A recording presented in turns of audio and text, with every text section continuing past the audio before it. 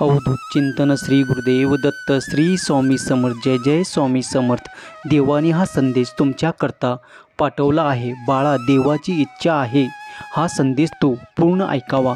मंगळवारी हा संदेश तुझ्यापर्यंत पोचला आहे तेव्हा देवाची इच्छा आहे की तू तो संदेश ऐकून देवाचे मार्गदर्शन घ्यावे। देव म्हणतात, बाळा, मी तुझ्यावर खूप प्रेम करतो आणि तुझी ही परिस्थिती मला कधी कधी बघवतल्या जात नाही। तू खूप वेळा माझ्याकडे रडला आहेस, माझ्याकडे खूप काही प्रार्थना केला आहेस, तेव्हा आम्ही देवही आता तुझ्यावर प्रसन्न झालो आहोत।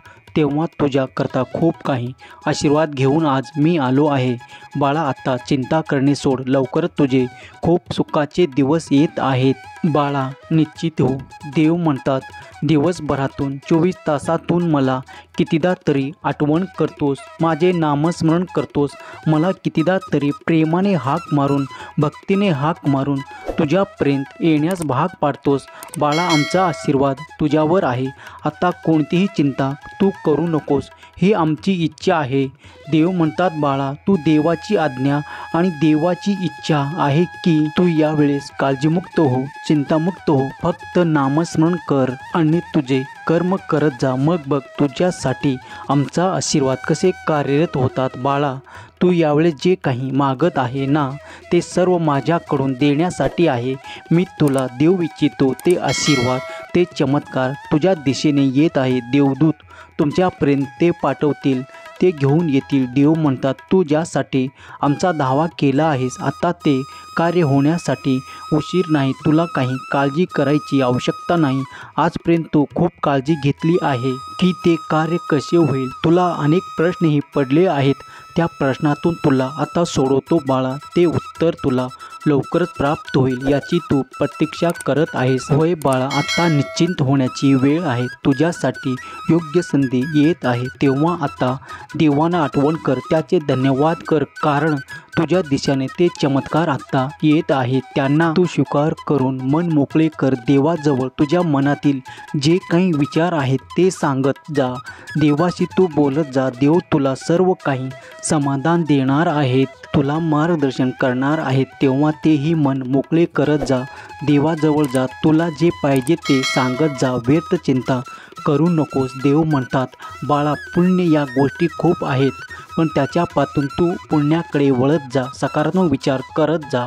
बाळा, जर छोट्या छोट्या गोष्टीही चांगले कर्म तुला करता आले, कुणाची मदत करता आली तर नेहमी करत जा। पशु पक्ष्यांना दाना देत जा। जर तुझ्याकडे जवळपास काय असेल किंवा दूरही असले तर रोज नाही जमले तर कधी आठवड्यातून तरी एकदा गौमातेला काहीतरी तुझ्या हाताने खाऊ घाल रे बाळा। करण्यासारखे खूप काही आहे।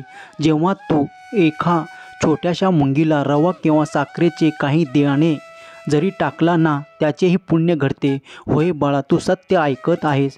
या गोष्टी तुला फार छोट्या वाटतात ना, पण त्यामागे रहस्य फार मोठे आहेत बाळा। तेव्हा या छोट्या गोष्टी करता येतील तर करत जा। जर नियमाने नाही जमल्या पण जेव्हा जमतील तेव्हा करत जा। जर नियम आणि नाही जमल्या पण जेव्हा जमतील तेव्हा करत जा, कारण तुझ्या हाताने आम्ही खूप काही करून घेणार आहोत। जे चांगले कर्म होते त्याचे तुला परतफेड नक्की मिळेल। माझ्यावर विश्वास करतो ना? हो, तुझ्या अडचणीतून काढण्यासाठी हे पुण्य तुझ्या पदरात बांधत आहोत। होय बाळा, जेव्हा जेव्हा तू या छोट्या छोट्या कर्माद्वारे पुण्य कमवशील तेच तुझ्या गाठीला राहील बाळा। या जगात असे तुला आणि मला वेगळे करणारे कोणीच नाही। या जगात असे तुला आणि मला वेगळे करणारे कोणीच नाही। तू जेवढी भक्ती करू शकतोस तेवढे कर, जेवढे माझे नामस्मरण करू शकशील तेवढे कर। मीही तुझ्यापर्यंत त्यावेळेस पोचील, त्यावेळेस तू मनापासून माझे स्मरण करशील। बाळा, देव म्हणतात, आमच्यासाठी अशक्य असे काहीच नाही, कारण तुझ्या छोट्या छोट्या गोष्टीत मागतो त्यापेक्षाही तुला दुप्पट देण्यासाठी आम्ही आलो आहोत। तेव्हा आता निश्चिंत हो आणि आपल्या कर्मात लक्ष दे। जर तू आपल्या आई वडिलाचा मान सन्मान करशील तर तुझी मुलं तुझं मान सन्मान करतील बाळा। या छोट्या छोट्या गोष्टी दुर्लक्ष करू नकोस। आज मी तुला जे काही मार्गदर्शन करत आहे त्याच्याकडे मनापासून लक्ष दे. जर तू या गोष्टीचा तुझ्या जीवनात अवलंब केला तर तुला अशा काही घटना घडताना दिसतील का? तुझा विचार तिथे थांबेल की या अशक्य गोष्टीही माझ्यासाठी शक्य करताय. होय बाळा, देवा ते समर्थक आहे. जे अशक्य आहे तेही तुझ्यासाठी शक्य होईल. बाळा, देव तुझ्यासाठी अशा काही योजना करू इच्छितात ज्यामुळे तुझे सामर्थ्य वाढेल, ज्यामुळे तुझे लौकिक वाढेल, ज्यामुळे तुझी प्रगती होईल. अशा योजना देवाकडे आहे ज्यामुळे तू समृद्धीला आकर्षित करशील. होय बाळा, तुझ्या स्वप्नाच्या पलीकडे देव तुला द्यायला तयार आहे, पण तुझे कर्म पाहिला जाईल. बाळा, तेव्हा एक ऐक आमचे मार्गदर्शन की आपल्या कर्मावर लक्ष दे.